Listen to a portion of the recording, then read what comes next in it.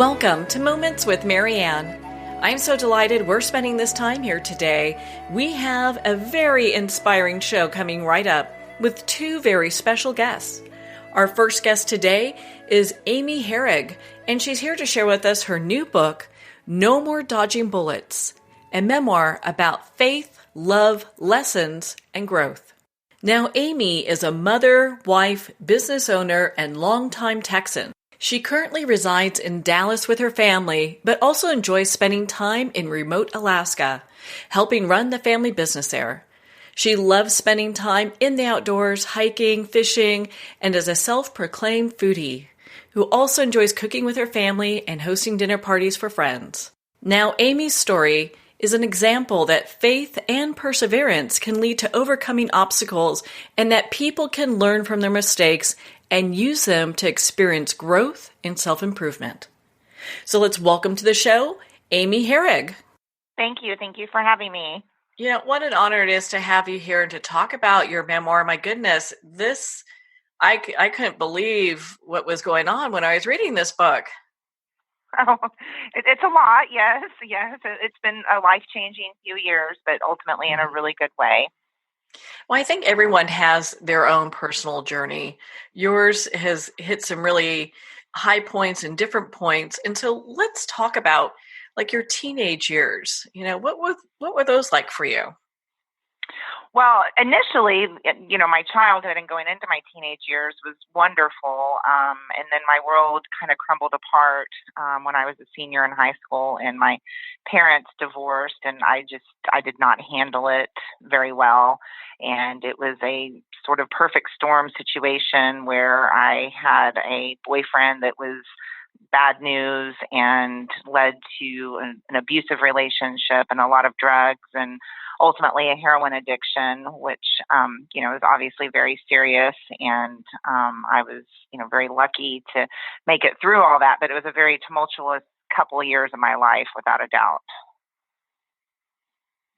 Was there a point during that time? I know when there's so much going on, there's so much heartache because parents splitting up, it can seem like you're just kind of going through the motions every day.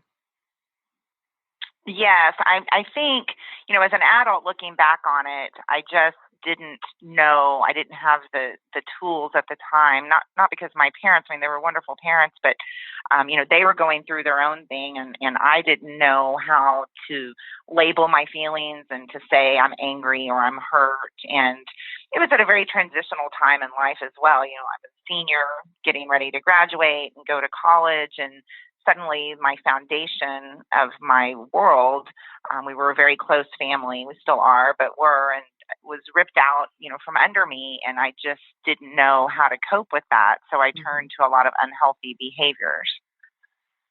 So, gosh, a heroin addiction, that's a really heavy one. How did you eventually break that?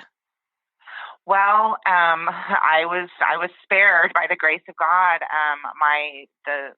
What we fondly, and I say that jokingly, sort of in my family call the bad news boyfriend. He was arrested for selling drugs and yanked out of my life, which was obviously very much a blessing. And my family, who were very supportive and loving, welcomed me back with open arms and nurtured me back to health and helped me through recovery. And I was just really grateful at 20 years old to know that I could have died. A lot of people die from that, and that I was being given a fresh start. And so luckily I could do that. Not everyone has that, and the support that I had. And so that was something that was very important and helpful in my recovery. Well, congratulations to you. My goodness. That's, I think Thank it's you. it's a very empowering and, just a courageous story in many ways, because a lot of people are, they don't have the life skills and they're turning to different things to help them cope with really bad heartache, and so when you look at overcoming a heroin addiction, oh my goodness, that's a huge thing. Yes, it is. It is. And, it's not, like I said, it's not something everyone overcomes. And, I don't think that I'm better than anyone who does or doesn't. I just had a different path to take. And I think God had a different path for me. And I had a lot of people in my life rooting for me and helping me. And that's sadly what a lot of people don't have when they're going through an addiction or they lost their way in life. Well, but you still have to do the work yourself also. Mm-hmm. So it's a combination. Yeah, it's not like a little fairy comes and hits you on the head and you're good. I'm sure it's a lot of work. It is. And I think, the longer something like that goes on, the harder the work is to overcome it. I was lucky that my addiction was only about 2 years. I mean, that's a long time, but it's not as long. I just was so lucky that I was saved and spared in a shorter time. And then my boyfriend was taken out of my life, and that was the catalyst for me being able to make those changes and do some things differently. Yeah, without a doubt. Kind of removing, as you're talking, the catalyst that's kind of driving all that behavior. Yes. And then dealing with my feelings and my emotions and all the things that I buried all that time. It was really important for me to pretty quickly understand that there was some things I needed to deal with that I had not focused on. And that's a hard part about recovery as well. There's stopping the substance and the addiction, but then there's dealing with all of these emotions that have been buried and stuffed for a long time. And I think that's the part in recovery that a lot of people hit a wall in, because that's a completely different step and sometimes harder, because quitting something, okay, I'm quitting, I'm not going to do that anymore, I've stopped, but now I have to deal with what made me do that, or not what made me, but kind of the issues that I was having that allowed me to play Russian roulette with my life, basically. And so it's a process for sure. Well, I think a lot of times people get really afraid of feeling those emotions. And so the thought of maybe stopping an addiction could be a little bit, more difficult, because they're like, gosh, then I'm going to feel everything. And I don't know if I want to feel anything. Absolutely. I believe that is really the crux of addiction. I mean, I understand addiction can be hereditary, and it's, a disease without a doubt. But I think a big component of addiction is yes, what is it I'm running from? What is it I'm burying? Why am I wanting to numb out? Because if you get to a place where you're not wanting to do that, the addiction can sort of take care of itself, hopefully. Mm-hmm. Well, your family and you went back and forth from Texas to Alaska in your story. Why don't you share with our listeners a little bit of what that was like? Sure. So Alaska is just this amazing, wonderful place that I think everybody should see in their lifetime, without a doubt. There's nowhere like it in the world. I've been blessed to go many places in the world, and that's where I always want to be over anywhere else. My father, always being an entrepreneur, started fishing lodges, a fishing lodge, and then we grew into multiple fishing lodges, but he started a fishing lodge in the mid-90s up there. And shortly after I'd gone through this drug addiction and my recovery, I had the opportunity to go up there and see it. And it was absolutely life-changing. I don't think there's any greater medicine in the world than Mother Nature and being connected with outdoors and just really the whole beauty of our earth and everything that God's created. And so that was a wonderful thing for me to be able to go there, particularly at that time in my life. And it was just eye-opening to a whole new world, and really inspired me to want to be part of nature and those intrinsic things in life, and not it reaffirmed, my positive growth instead of all the crazy negative things I'd been doing. So I know that you end up getting into business with your father. What was that like? How did that start? It started after I'd had my children, my twins. They were about a year old, and it was time for me, in my mind, to get back into the world. I had finished college a few years before, and I had been working on going back to school.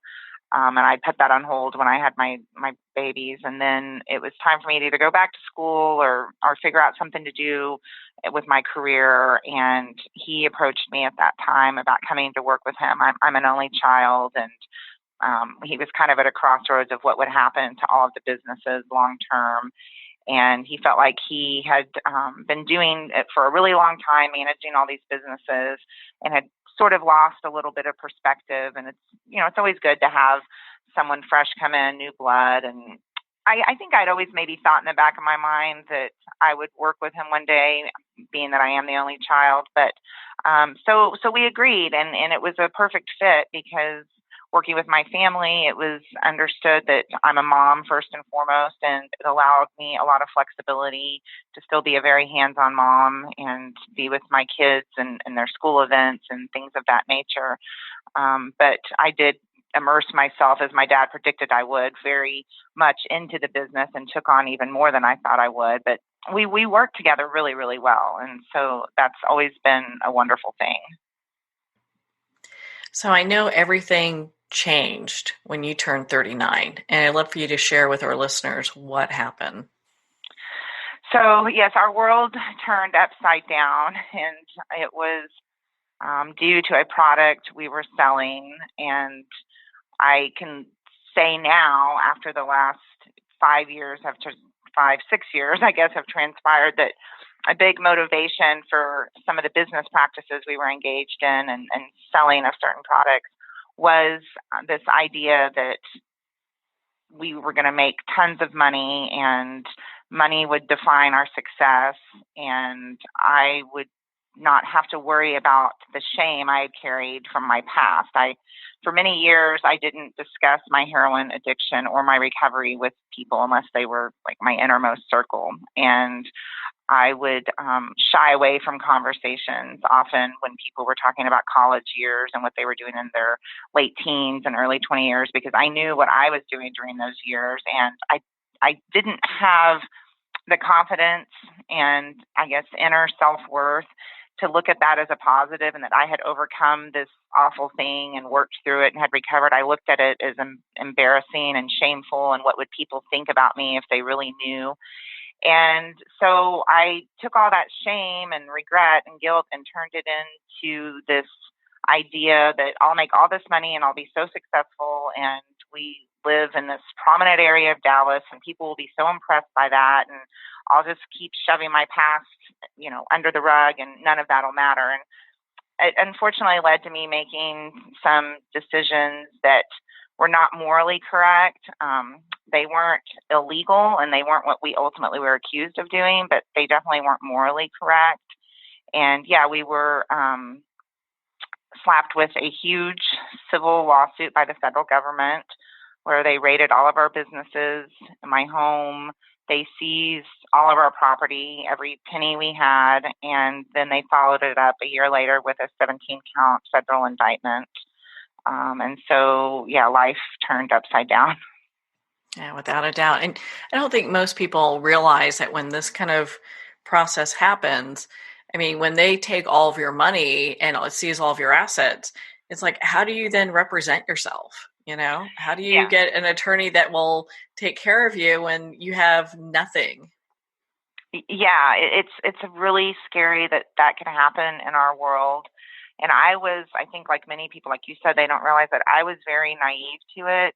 And I'm even embarrassed to say that I probably thought before this happened to me that if the government came in and did that to somebody, they surely had done something wrong to deserve it. And I think people either think that doesn't happen, they don't understand it happens, or if it does, what did you do to cause this to happen? And yeah, they don't have to give you any warning. They don't have to give you a cease and desist letter. They don't have to tell you they're investigating you. They can just come in and present an order to the judge and do all of this. So how was it like? Because, here you're running a business, you have employees.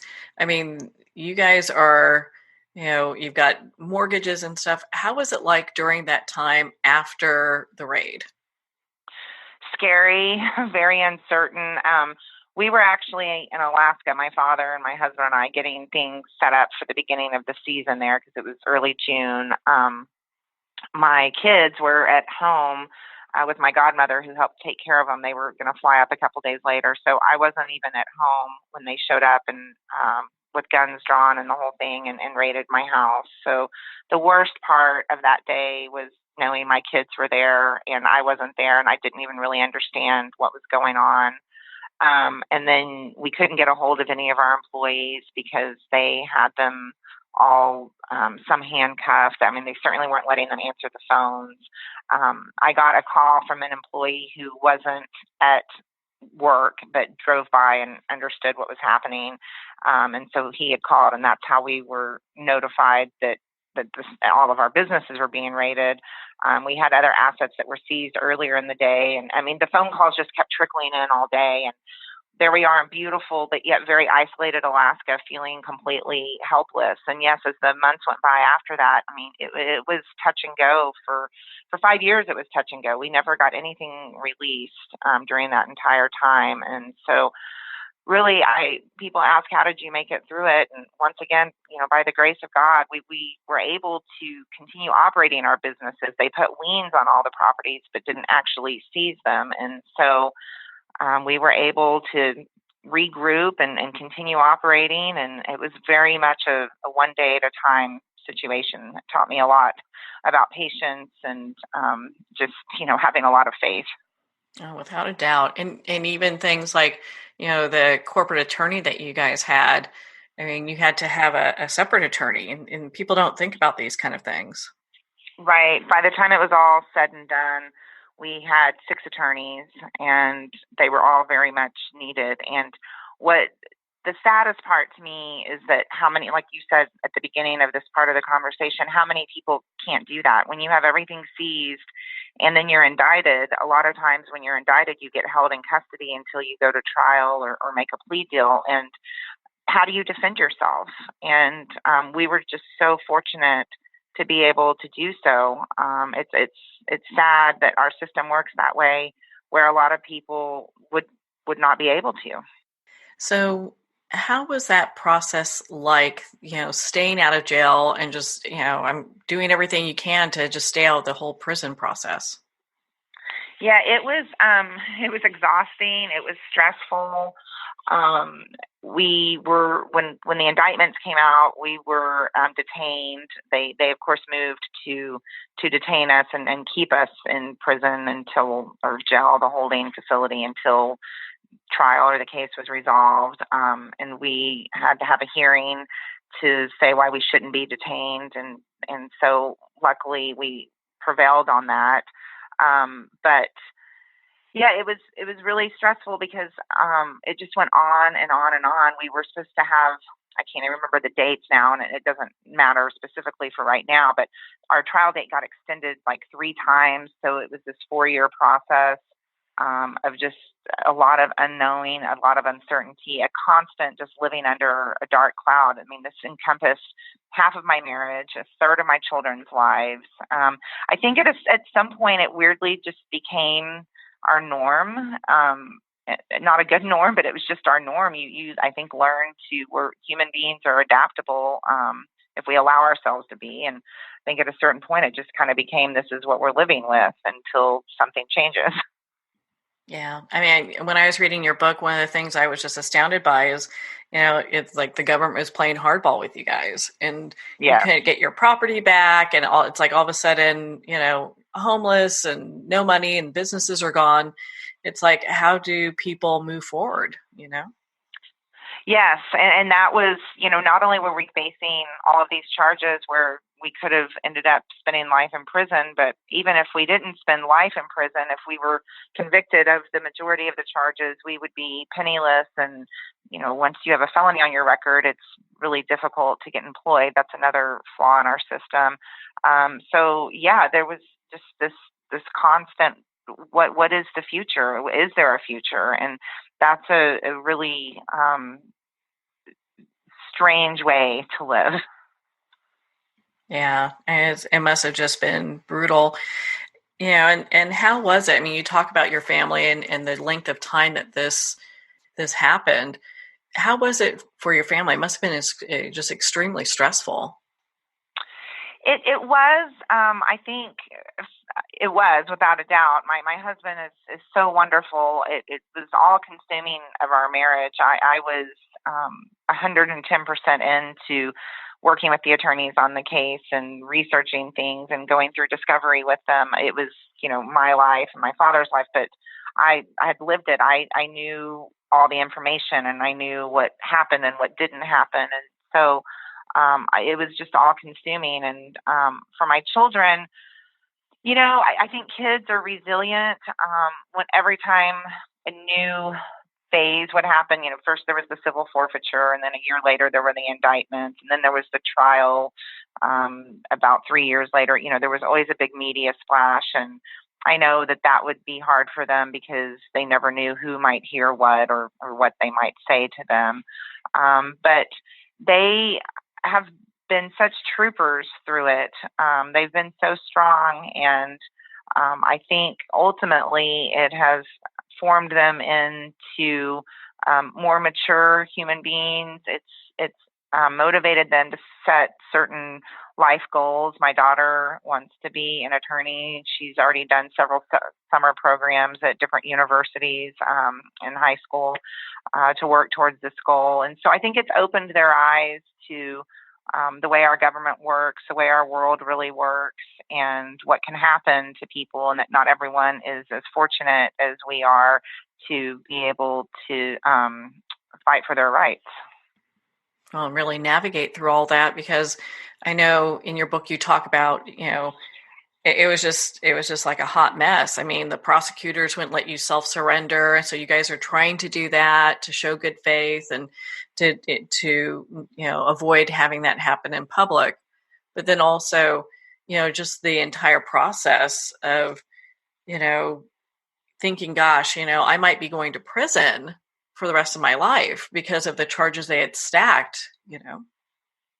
Yes, it's sort of like being diagnosed with a life-threatening disease and knowing that you have limited time, but you may overcome it, except you're not going to die. You're going to still be alive, but you're going to be watching your life from behind bars with, letters and phone calls. And, and so you're living every day like this might be my last, but it may not. And I'm going to make every moment count. But what if I still prevail? And it's just this constant head game of what if. Yeah, without a doubt. I know you mentioned in your book how you believe there's a reason for everything. And hindsight's always, we're always a little wiser with hindsight. But looking back, what do you think that all that was about? Without a doubt, it was for me to become a better and stronger person. And it was without a doubt for me to tap into my faith, really get closer with God, really understand the world around me. I did grow up with a very privileged upbringing, not just monetary, but plenty of love and attention. And I would always say I knew that not everyone had that, but I didn't really, really know it. And I didn't really probably understand how hard my parents had worked to earn everything they had. It was just kind of given to me. That doesn't mean I didn't work hard and I didn't, go to work with my dad and do everything I could to make the companies more successful. And, I put in my time, but I don't think I really had a true appreciation for life and all the blessings I had and all the people that didn't have those things and what I could actually do with my blessings and good fortune to help others. How much do you feel that faith played a part in your journey? Huge part, a huge, huge part. I don't think I've ever been a faithless person. I've never doubted God's existence. I wasn't raised in organized religion. My parents were hippies, and that just didn't really go along with their lifestyle or philosophy. But we always talked about God. They were both raised very religious. There was never, I always considered myself a Christian. There was never a doubt about any of that, but I don't think I really fully understood what faith really, really meant. And when I was sort of stripped down to my core and faced with losing really everything, there was really nothing else I had to hold on to except faith and, my close family and circle of friends and a lot of love. But it became, my praying and my relationship with God became stronger, and it became a refuge, and it became where my most cherished moments of the day were when I was just quiet in my dark room and praying with God, and understanding that I didn't have to have shame and guilt. I could let go of that. It was unproductive to hold on to those feelings. They don't help us progress. We all have things we wish we had done differently, and that, understanding that part of faith is this unconditional love and grace, and that it's there for us, and all we have to do is ask for it. It was life-changing. Yeah, you've had many life-changing adventures along your journey.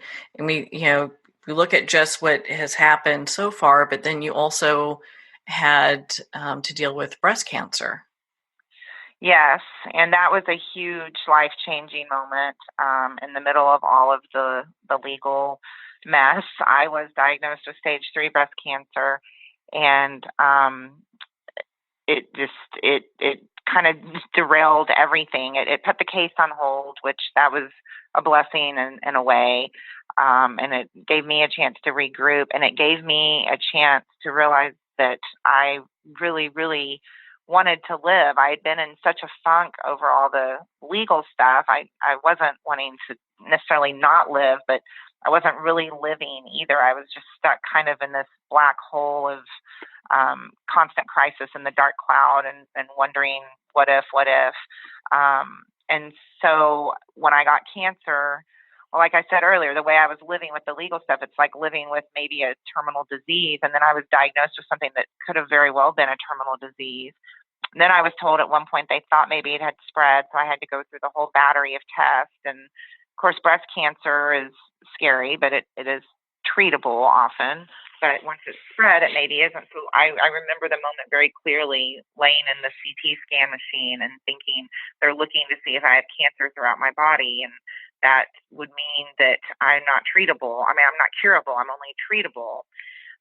And that means that I could have a fatal disease without a doubt. And it just was like a light bulb went off that no matter what else was happening, I wanted to live, and I wanted to make every day count. And I'd had all these chances in life, and I'd done all these things, but, God was still pushing me along, and he hadn't given up on me. And I was going to really focus on doing things differently and moving ahead in the most positive way I could.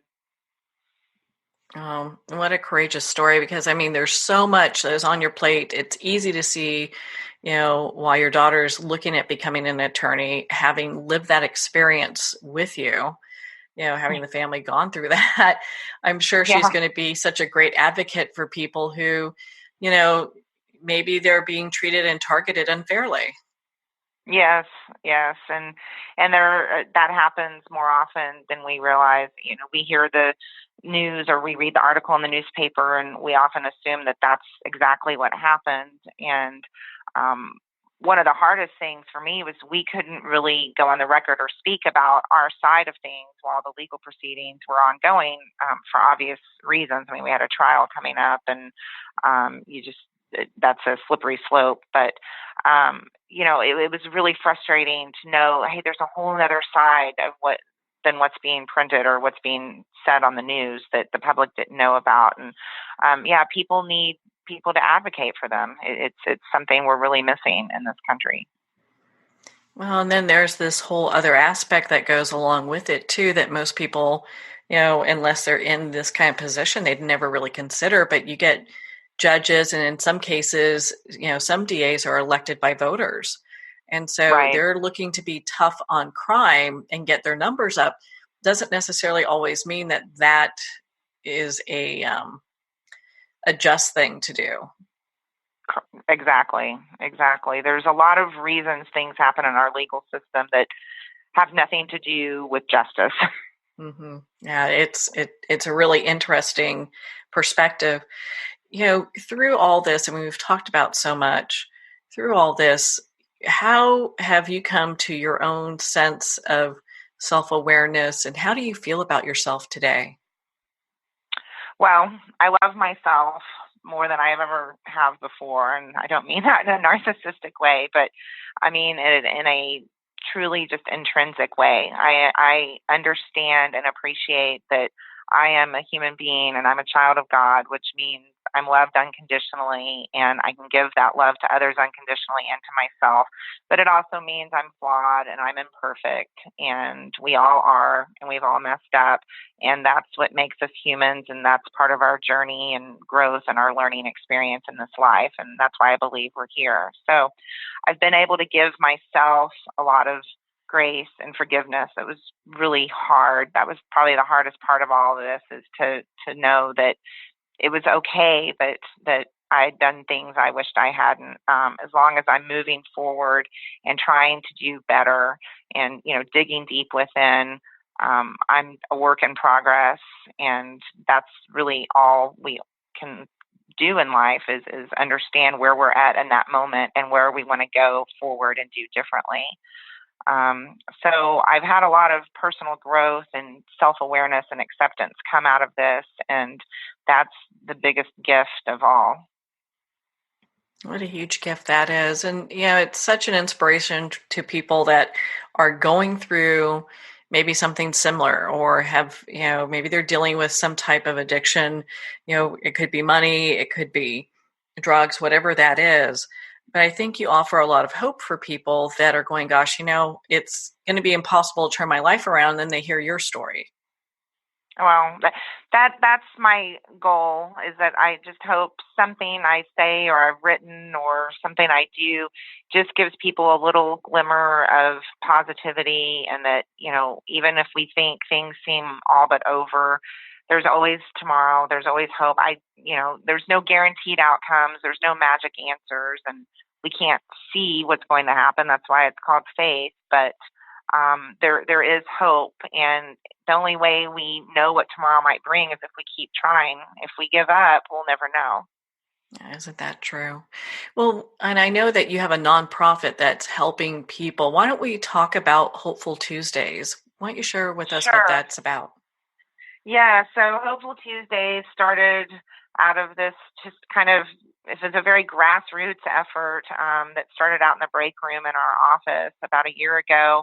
I bought a homeless gentleman that was around the corner from our office a cheeseburger and visited with him for a little bit one day. I had started interacting with the homeless here and there from time to time, something I would have never done years ago. I was, I'll admit, very judgmental, like I talked about earlier, didn't really understand that not everybody had the same opportunities in life.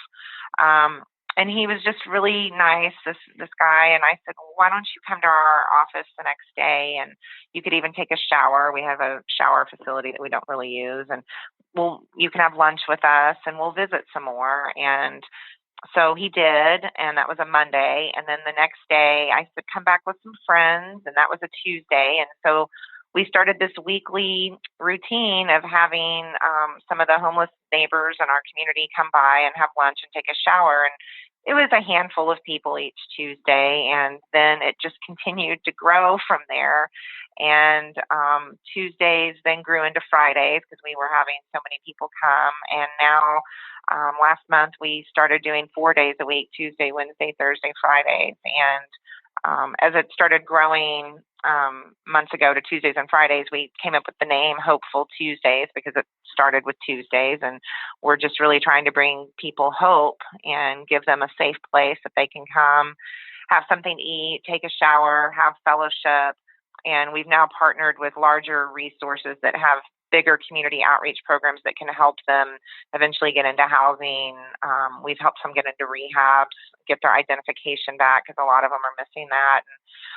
So now we serve about 200 meals a week, and we've renovated an entire area of our office because my employees appreciated having their break room. They appreciate what we're doing too, but we've now renovated an entire area in the back of our office warehouse. And we had our big Thanksgiving, first Hopeful Tuesdays Thanksgiving a couple of weeks ago. And it's just been this wonderful, life-changing thing that I'm so grateful to be able to do.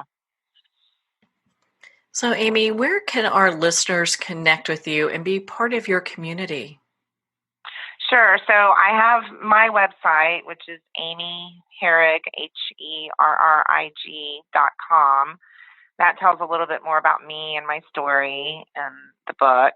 And then I also have the website for Hopeful Tuesdays, which is Hopeful Tuesdays, plural, with an S on the end, .org. Well, Amy, thank you so much for taking the time to be on the show with us here today. Well, thank you so much for having me and letting me share a little more about my story. I really appreciate it. Well, thank you, Amy. It's been such an honor to spend this time with you and, of course, to talk about your new book, No More Dodging Bullets, and also your nonprofit, Hopeful Tuesdays. Again, if you'd like to connect with Amy, you can at amy-herrig.com for more information.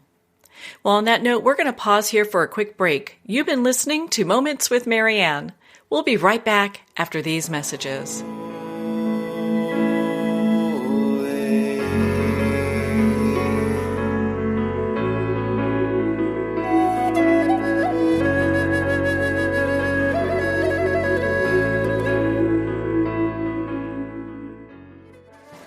Internationally recognized and award-winning author Judy Goodman works and teaches outside the box of limited thinking. Working with people from every walk of life, her goal is to empower you to be the best you can be, no matter what the challenge is. Born with the gift of seeing beyond our normal vision, she has an extraordinary gift of working with every challenge. Teaching beyond conventional wisdom, her work is described as life-changing. Visit judygoodman.com. That's judygoodman.com.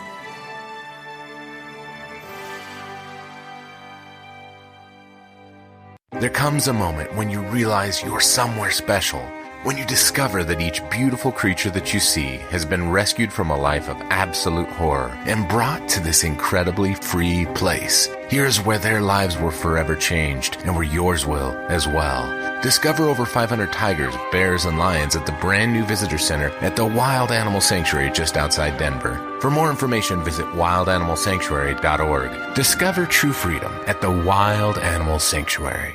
There are nearly 2 million Americans living with amputation. Many live right here in San Antonio. Becoming an amputee can be scary, frustrating, isolating, but there's no reason to feel alone. The San Antonio Amputee Foundation is here to help support you and guide you toward resources such as home and car modifications and even prosthetic limbs. For more information or to make a donation, visit saamputee.org. We'll help you live a full, active life, one step at a time. San Antonio Amputee Foundation, healing limbs, hearts, and souls. If not me, then who? This ethos is driving the Travis Manion Foundation to empower veterans and families of fallen heroes to develop character in future generations. In 2007, Marine First Lieutenant Travis Manion was killed in Iraq while saving his wounded teammates. Travis's legacy lives on in the 5 words he spoke before leaving for his final deployment. If not me, then who? Guided by this mantra, veterans continue their service, developing strong relationships in the community, and thrive in their post-military lives. Visit TravisManion.org and ensure the character of our nation's heroes lives on in the next generation. If not me, then who?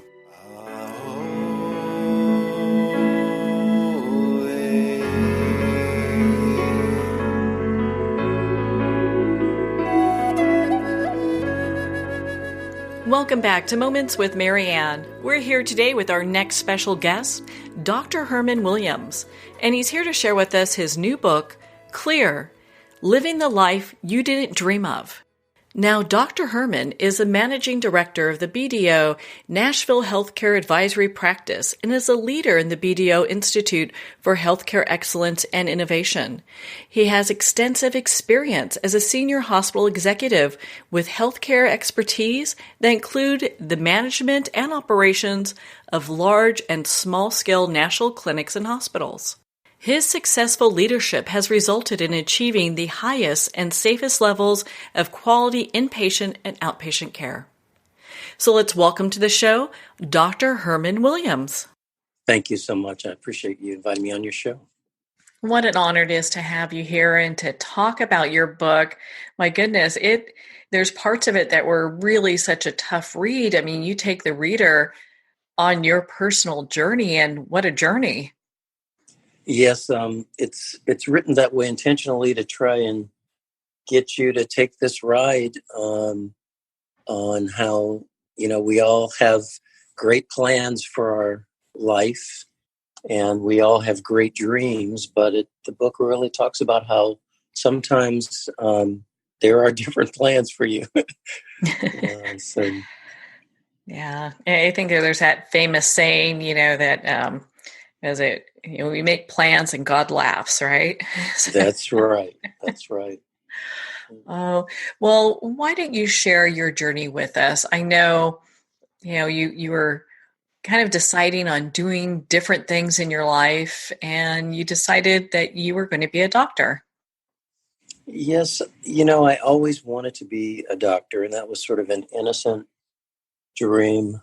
I think it was a little bit modified by my experience growing up in Los Angeles, California, where it became then, it was a little superficial, and I've had the benefit of being able to reflect now on how superficial it was. But I wanted to be an orthopedic surgeon. I wanted to come back to the town where I grew up in Los Angeles, and I wanted to be the team doctor for the Los Angeles Lakers.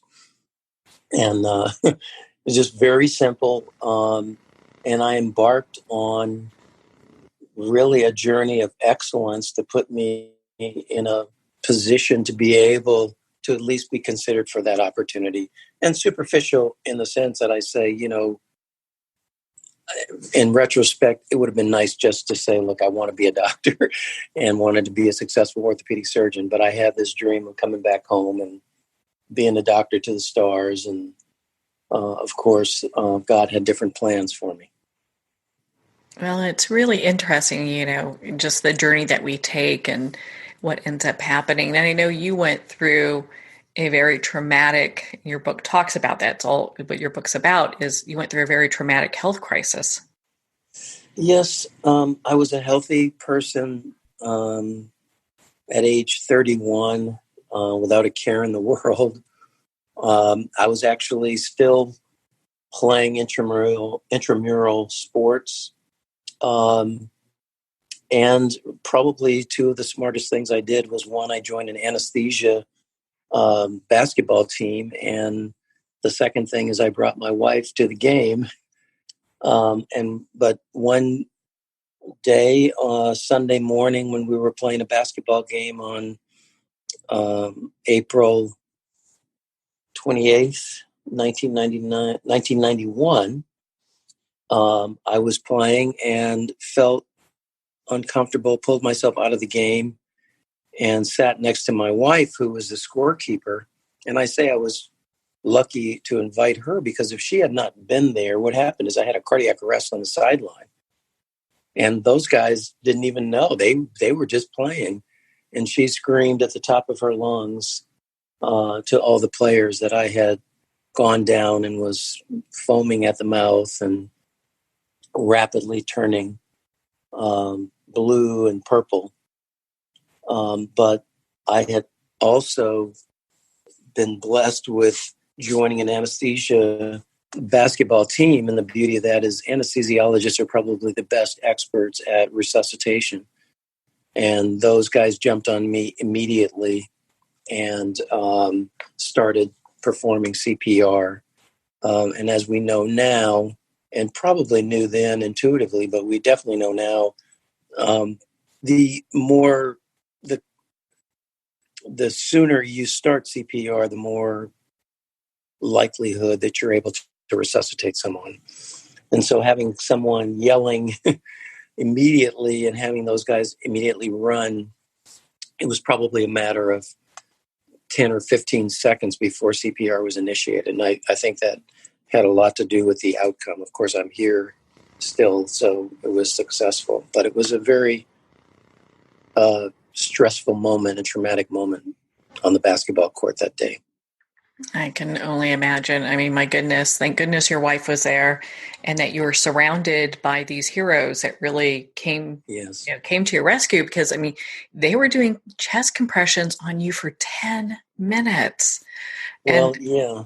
Wow.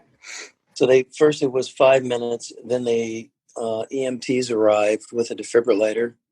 And the reason why the book is called Clear is because these guys came in and put the defibrillator on and said, clear. which means everybody get out of the way, because if anybody is touching the body when they shock a person, whoever's touching the body will get shocked also. And it turned out that the first defibrillator they brought did not work. So they had to resume CPR for another 4 or 5 minutes until the fire department got there with a defibrillator, and ultimately they were able to resuscitate me. It seems like that was a lesson for a lot of people that day, Yes. Like double check your equipment and, all it was, it was a best and worst case scenarios all at the same time. Yes. And everybody thinking in their minds, one of the data points that I frequently talk about when I speak about my situation is that there roughly today about 85% of people who have a cardiac arrest outside of the hospital even make it back to the hospital. You can imagine doing CPR in the field for 10 minutes, what my odds were of actually, one, being resuscitated, and once I was resuscitated, actually walking out of the hospital to be a productive member of society. So the odds were really against me that day. Yeah. Well, and it was a good thing you had so many people around you, because for those that maybe have not done chest compressions before, that's exhausting. When you're doing very exhausting. Mm-hmm. So, and to go through that, and then as a person, also a lot of people don't think about it's like how you feel afterwards, because your body's just gone through so much. Well, I was exhausted and in a tremendous amount of pain, because if you're doing chest compressions right, they tell you if you fracture a rib, that means you did it right. Mm-hmm. Fortunately, I didn't have any rib fractures, but it felt like I had been stomped on. So I was in quite a bit of pain and in the hospital for quite a while. Yeah. So how was it leaving the hospital? Because I know, just being in the hospital, it changed so much for you, really just overnight. Well, it did. So first of all, we go back 28 years, and even though the time in the hospital was longer than it is today, because, today you're like in and out, but my entire hospital stay was 28 days. And that was partly because while I was there, a doctor came in and introduced some new technology to me and said, hey, we got this device that we can surgically place into your body. And anytime you have a bad rhythm, this device will shock you. And you will never have to rely on 911 again. And so my wife and I thought about that, and that sounded like a reasonable idea. So I agreed to be in the initial clinical trials for what we now know as the implantable cardioverter defibrillator. And then post-op, I had some complications. I had esophagitis and all kinds of other complications. But the total time that I was in the hospital was 28 days. And because I had a cardiac issue, I could never leave the cardiac unit. So I was literally in a cardiac unit or a bed for 28 days of my life, just sitting there contemplating these incredible dreams that I had, and how I was really, right before the cardiac arrest, I had just submitted my application for the sports medicine fellowship in Los Angeles, California. So I could literally taste the achievement of my dream, and all of that got swept away with one heartbeat. Yeah. One bad rhythm just changed everything. Well, we're grateful that you're here, and obviously the defibrillator that they attached to your heart, that worked, but I understand that they probably weren't quite aware of exactly the amount of pain that would be if it went off. Well, I think they knew the amount of pain. I think it was a little bit of a a vacuum cleaner salesman selling a vacuum cleaner to me. He wasn't totally honest about how painful it would be. But clearly that device has saved my life numerous times. But I think the real challenge for me, and at that time, again, we got to put ourselves back 28 years ago, we didn't know the amount of medication it would take to control my arrhythmia. And so literally for the next 6 months after I got out of the hospital, while we kept ratcheting the medication up slowly, because you don't want to give too much because of the side effects, I was getting shocked, 3, 4, 5 times a month. And at the end of 6 months, I had literally been shocked over 40 times, which is just not compatible with life, as you might imagine. Wow. And for the scientists in your audience, it's about 45 joules of current. So it's really powerful enough to actually shock your heart into a normal rhythm. So it's just like getting defibrillated. Except, of course, when you defibrillate on top of the skin, it takes more energy than if it's coming from within. And by that, let me just explain. Literally, they sewed patches around my heart, and those patches were technically devised so that they could literally detect an arrhythmia by surrounding my heart, and then those patches would trigger an impulse to a device that was outside the skin, just underneath the skin, just above my waistband. And that generator, which was about the size of a mobile phone that we carry now, would literally shock me into a normal rhythm. And it would keep shocking until it was able to do that. So sometimes it took more than one shock. And as you might imagine, it was incredibly painful and agonizing and very depressing experience for that first 6 months with this new technology. But at the same time, it was saving my life. So, trying to reconcile that emotionally was very difficult. How did you end up getting to a place where you were able to reconcile that? Because I think for a lot of people, that'd be really difficult. I mean, it could be a very scary event. Maybe if people aren't as medically aware as you are, going through something like that and then having the shocks happen and going, gosh, that could be a really scary thing. Yeah, I think, although I was a trained physician at that time, when these kinds of things happen to you, you kind of go to basically your basic instincts. And so all that medical training went out the window. And I think the thing that got me through it, of course, was my belief that God had a different plan for me. And I just could not believe that I would spend all this time. I spent at that point 13 years of my life training to be a physician and subsequently a surgeon. And I just believed that there was something else for me, and I just had to wait it out. And of course, I had my moments where I just cried and was very depressed and afraid to leave the house because I thought I'd get shocked if I left the house. And it was a huge emotional turmoil.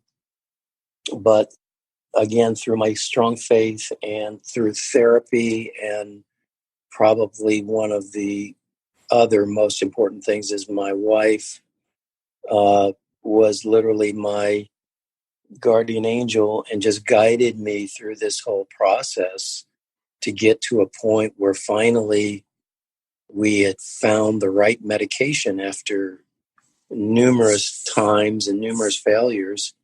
And right around 7 months, I started being able to conceive of the possibility of living a normal life. And so, in the book, it really says perseverance overcomes and trumps pain. And I just had to persevere. I just knew there was something bigger and better for me. Yeah, it sounds like your wife really was a rock through the whole situation and just helped with everything. She really was. I mean, and the thing that we all have to be aware of is when you have a caretaker like that, because there's so many people taking care of their loved ones and friends and taking them to, the doctor for cancer therapy and for all kinds of things. Every time you go through something, that caretaker experiences it also. And so, every time I got shocked, she's sitting there watching me getting shocked and yelling and screaming. And so the fact that she could withstand that emotional drain, but still portray to me this face of, relax, Herman, focus on me, just try and relax. It was just amazing how she was able to help me through that just incredibly difficult time. And so one of the messages I want to leave the listeners with is you got to have somebody to help you if you're experiencing something like this. And it's really important to have a loved one or someone who has that strength to help you through those moments of weakness and moments of doubt. And then a lot of prayer. Mm-hmm. A lot of prayer.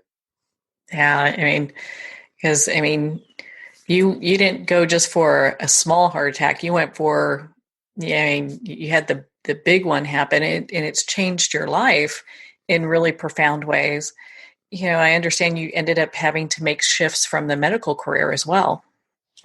Yeah, so the irony, it's almost like a bad joke, is the device that was actually saving my life, as we now know, is very sensitive to magnetic fields. And that's why people with pacemakers and defibrillators can't go near an MRI because of the strong magnetic field.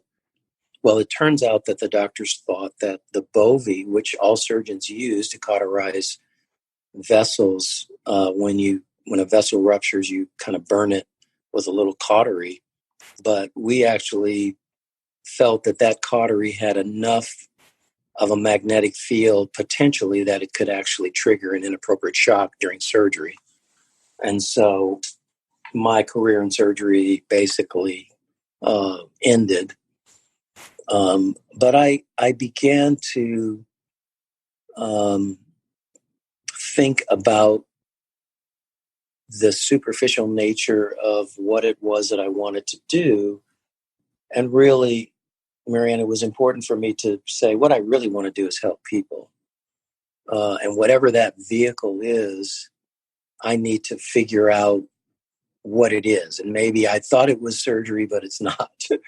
I thought it was being a physician and being a clinician, but it's not. And so I had to seek out and understand the capabilities that I had acquired over the years and figure out, okay, how can I take what I have and basically create a new dream that would encompass helping individuals. And that's really how I think I pulled myself emotionally out of this, as I found in healthcare consulting and ultimately ended up in hospital operations, that actually I ended up helping more people as a chief medical officer of a national organization that had 18 hospitals in 13 states and helped oversee over 10,000 doctors in providing quality care to patients. That the dream that God had laid out for me was so much larger than that superficial dream to come back to Los Angeles and being a physician to, an NBA basketball team. Wow. But you have to go through that transformation, that self-examination. And for those people who are out there suffering, you have to ask yourself, I know I can do something what is it truly? What is the most basic thing that I want to achieve and do? And for me, that was help people. And I figured there are a lot of ways I could do that with the skills that I had. And that's how I kind of pulled myself up. Well, especially because you have a very unique experience about going through this very difficult time and coming out the other side. Yeah. And so I think it provides people a lot of hope. It's get in these situations, someone, you think you're healthy and you have a medical event that happens and all of a sudden your world is just turned upside down. Yes. Yes. I know you share how suffering is a relative experience. Mm-hmm. I'd love for you to expand on that for our listeners. Well, so when I tell my story, it's funny. One of my dear friends said to me, he said, "Oh my God, I will never, ever complain about having the flu ever again." And I told him, I said, look, pain is relative. If the most painful thing you've experienced is having the flu and, just being sick as a dog, then for you, that is your pain point. For me, the most painful thing I've experienced is, getting shocked 25 times before I got to an emergency room.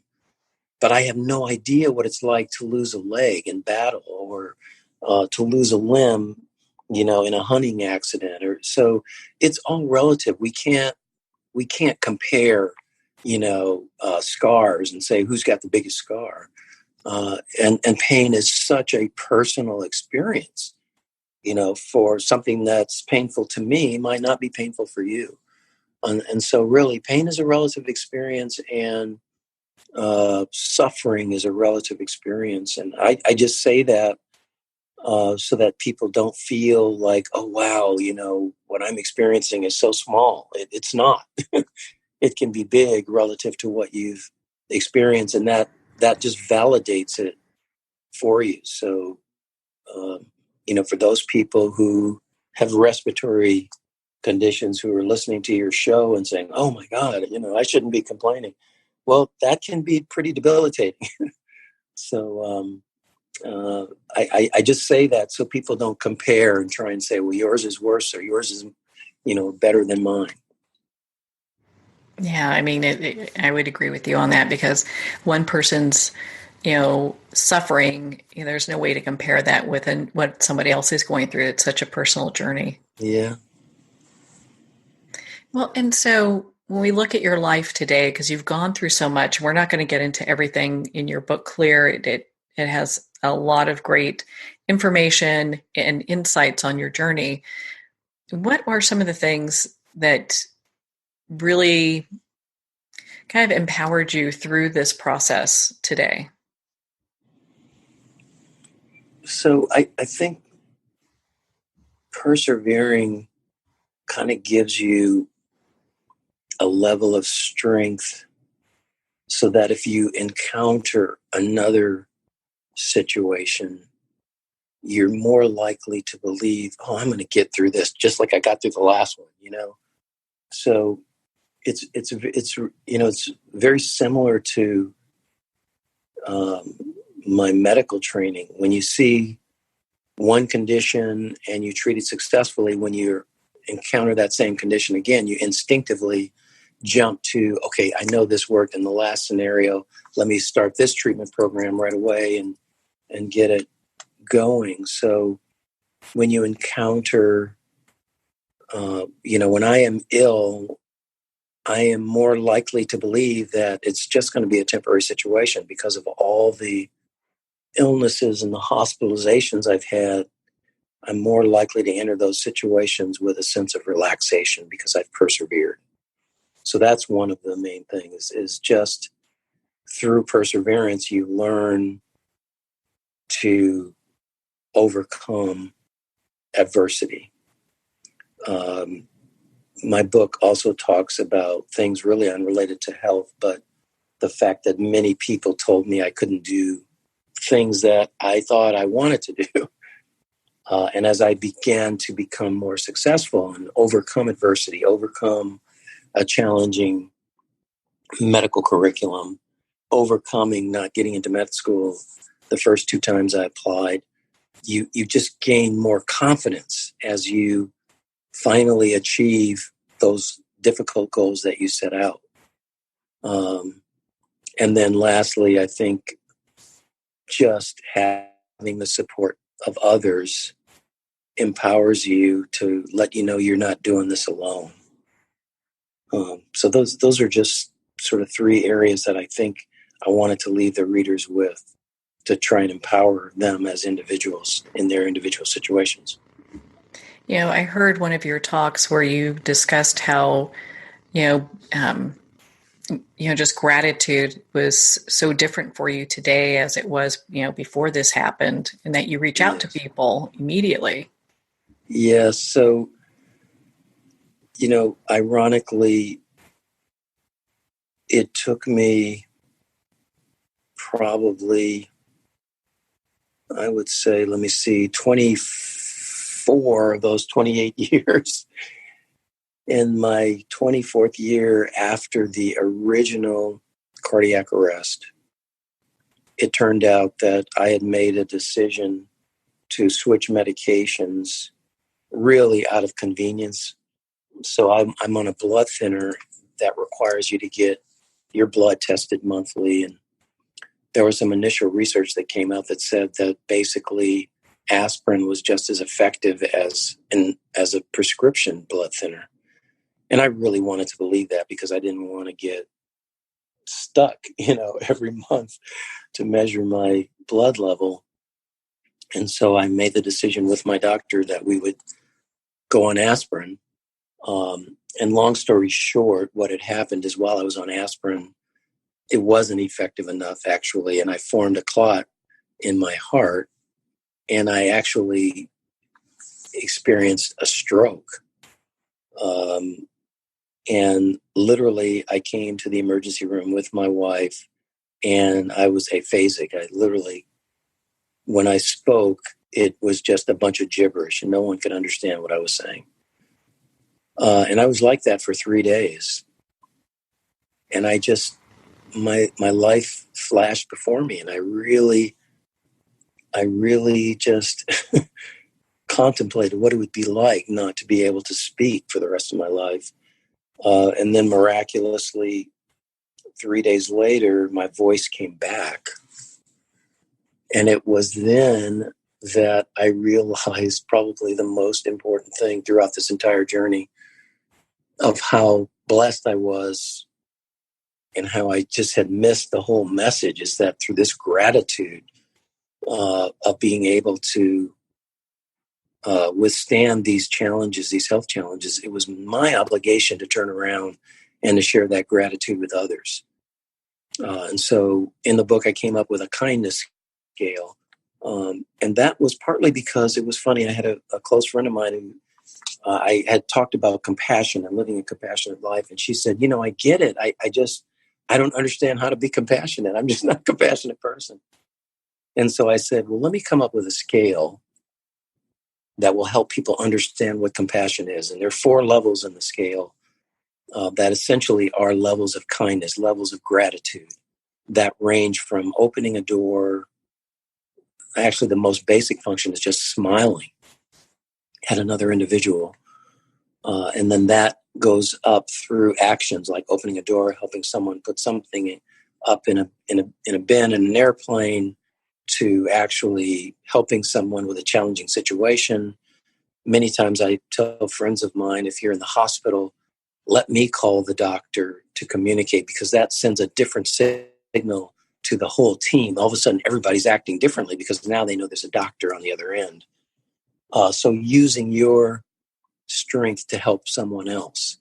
And then, of course, level 4, which is the highest level of gratitude and kindness, is actually giving CPR to another individual, or as an example, giving up an organ, giving up a kidney to someone who needs an organ.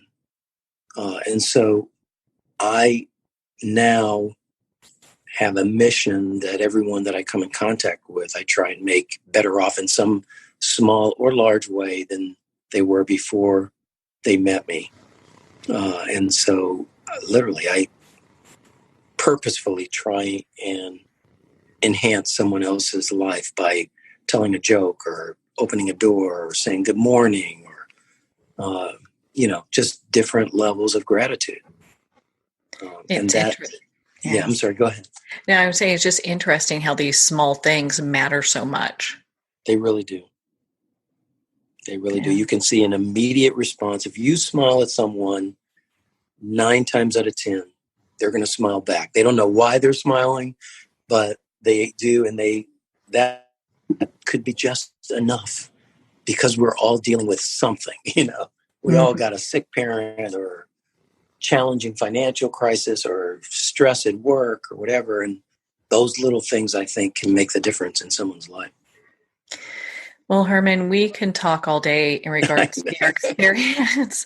And you're such an inspiration. I'm so glad we got to spend this time together. Where can our listeners connect with you and be part of your community? Well, I have a website, clearlivingthelife.com, where people can leave messages. They can purchase the book. The book is also available on Amazon, and it's a book with Barnes & Nobles also. So those are 3 ways that they can reach out to me. Okay, and I'm always open to try and help in any way I can. Oh. Well, Herman, thank you so much for taking the time to be on the show with us here today. Well, the blessing is all mine, and I appreciate it's an honor to be on your show, to be able to share what I've learned, and hopefully I can help one person out there understand their situation a little bit better than before they heard the show. I wouldn't be surprised if that happens. My goodness, your story has made such a huge impact on me. I can only imagine the impact it leaves on others. Again, if you'd like to connect with Dr. Herman Williams, you can at his website, clearlivingthelife.com. And also make sure to check out his book at Amazon, Barnes & Noble, and all indie retailers. Again, that's Clear, Living the Life You Didn't Dream of. Well, we're at the end of our time today. I would like to thank everyone for tuning in. You're listening to Moments with Marianne. And remember, make every moment count.